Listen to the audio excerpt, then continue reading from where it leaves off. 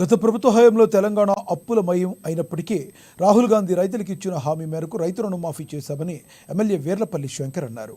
వారికి బోనస్, గిట్టుబాటు ధర అమలు చేస్తున్నామని తెలిపారు. ఏకకాలంలో రైతులకు 21,000 కోట్ల రూపాయల రుణమాఫీ చేసిన ఘనత ఒక్క కాంగ్రెస్ ప్రభుత్వానికి మాత్రమే దక్కుతుందని ఎమ్మెల్యే తెలిపారు. రాష్ట్రంలో ప్రతిపక్షం కేవలం వారి స్వప్రయోజనాల కోసమే ప్రజలను రెచ్చగొడుతుందని ఎమ్మెల్యే శంకర్ ఆరోపించారు.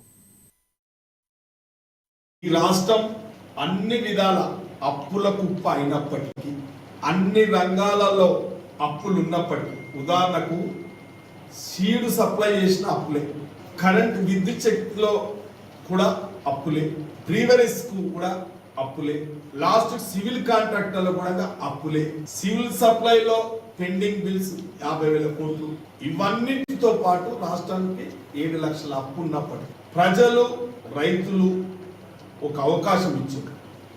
ఏం అవకాశం ఇచ్చారంటే, ఈ యొక్క నియంత్రిత పాలన, ఈ గడీల పాలన, ఈ కుటుంబ పాలన విముక్తి పలకాలని చెప్పి వరంగల్ వేదికగా బహిరంగ సభలో రాహుల్ గాంధీ గారు ఇచ్చిన హామీ.